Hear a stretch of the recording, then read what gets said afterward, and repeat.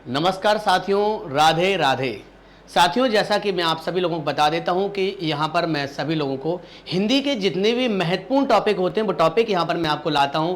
तो हमेशा की तरह एक बार मैं पुनः आप सभी लोगों के बीच में हिंदी का एक बहुत इंपॉर्टेंट आपका टॉपिक है वो आपको लेकर आया हूँ। साथियों, जितने भी इंपॉर्टेंट क्वेश्चन आपके स्वर नामक टॉपिक से बन सकते हैं वो सारे के सारे क्वेश्चंस मैं यहां पर आपको कराऊंगा। वो किस तरीके से आसानी से ट्रिक के माध्यम से हम सभी लोग स्वर को पढ़ेंगे। तो आइएगा साथियों, हम लोग इस सफर को प्रारंभ करते हैं। देखिए साथियों, यहां पर आप लोगों ने देखा ये लिखा हुआ आपका स्वर। हाँ साथियों, हिंदी वर्णमाला जो आपका होता है ना, उसी का तो हिस्सा होता है स्वर और व्यंजन।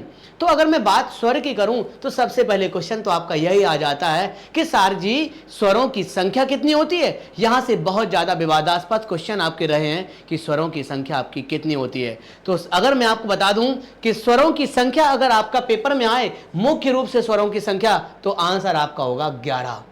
तो मुख्य रूप से स्वरों की संख्या होती है 11। सर मैंने एक किताब में देखा यूपीएसआई का जो आपका पेपर आया था उसमें तो स्वरों की संख्या 13 लिया था।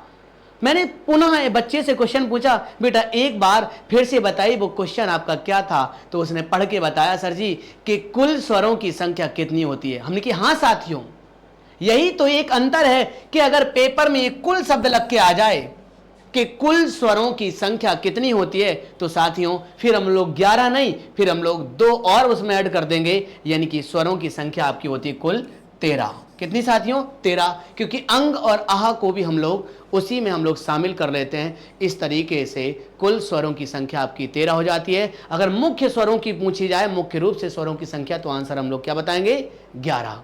थोड़ा सा और आगे बढ़े कि सर जी स्वरों तो 11 होते हैं, पर वो सारे के सारे स्वर क्या आपके एक ही होते हैं? नहीं, कुछ स्वर आपके छोटे होते हैं तो कुछ स्वर आपके बड़े होते हैं। जो आपके छोटे स्वर होते हैं उन्हें हम लोग ह्रस्व स्वर बोलते हैं, और जो आपके बड़े स्वर होते हैं उन्हें हम दीर्घ स्वर बोलते हैं। तो यानी कि छोटे स्वर उन्हें अपन ह्रस्व स्वर और जो बड़े स्वर उन्हें अपन दीर्घ स्वर। सर जी ये छोटा बड़ा क्या लगा के रखा है आपने? तो मैं कहता हूं कि जिन स्वरों को बोलने में कम समय लगे वो आपके ह्रस्व होते हैं, और जिसको बोलने में ज्यादा समय लगे वो आपके दीर्घ होते हैं। हाँ साथियों, तो ह्रस्व स्वरों की संख्या आपकी 4 होती है, यानी कि एक आपका छोटा आ, एक आपका छोटी ई, एक आपका छोटा ऊ और एक आपका ऋषि। ये चारों के चारों जो आपके होते हैं ना, ये आपके ह्रस्व स्वर होते हैं। और बच्चे कुछ आपके जो साथ रहे वो आपके क्या हो गए?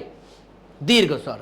जैसे कि बड़ा आ, बड़ी ई, बड़ा ऊ, ए, ऐ, ओ, औ, ये आपके बाकी बचे 7 आपके दीर्घ स्वर होते हैं। सर जी मैंने एक प्लतु नाम का कोई चीज पढ़ा था, इसके विषय में थोड़ा सा मुझे बताइएगा। हाँ साथियों, इसका प्रयोग हम लोग हिंदी भाषा में न करके हम लोग संस्कृत भाषा में इसका प्रयोग करते हैं। तो संस्कृत भाषा में अगर मैं कहना चाहूँ, स्वरों की संख्या आपकी उसमें यानी कि प्रकार आपके 3 हो जाते हैं। एक आपका ह्रस्व स्वर, एक आपका दीर्घ स्वर और एक स्वर आपका और होगा जिसे अपन कहते हैं प्लतु स्वर। सर जी प्लतु स्वर लिखा कैसे जाता है? तो इस तरीके से हम लोग ओ उम जो आपका होता है ना, इसे हम लोग प्लतु स्वर की दर्जा देते हैं। पेपर में बहुत ज़्यादा आपका आता है। तो आशा करते हैं यहाँ पर आप सभी लोगों ने अच्छे से देखा होगा कि यहाँ पर क्या होता है। एक क्वेश्चन आपका और आ जाता है कि सर जी ह्रस्व स्वर को हम लोग और किस नाम से पुकारते हैं? तो साथियों ह्रस्व स्वर को हम लोग लघु स्वर भी कहते हैं। ह्रस्व स्वर को क्या कहते हैं? ह्रस्व स्वर को हम लोग लघु स्वर भी कहते हैं। और जबकि यहीं पर मैं बताना चाहूँ, दीर्घ स्वर को हम लोग गुरु स्वर कहते हैं। दीर्घ स्वर को बेटा क्या बोलते हैं? गुरु स्वर। दीर्घ स्वर का अन्य नाम आपका रहता है गुरु स्वर। तो यहां पर आप सभी लोगों ने देखा। एक बार मैं पुनः रिवीजन के लिए जल्दी से देख लेता हूं। बात आती है आपकी स्वर की। स्वरों की मुख्य रूप से कितनी संख्याएं होती हैं? तो स्वरों की संख्या आपकी होती है 11।